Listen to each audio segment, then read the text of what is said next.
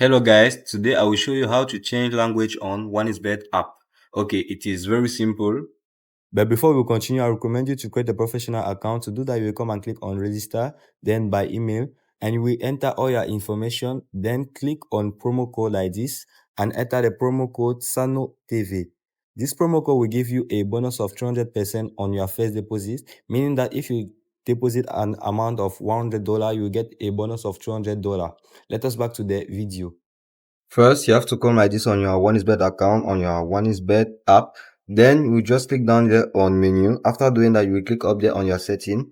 Now you just scroll like this and you will see many settings. As you can see there is language. You will just click there and you can see many languages here. You will just select the language that you want. As you can see, my language here is English. We just change like this and take a language like French. Now you will see the language will be applied just like this when you reset the app. As you can see, it is very simple.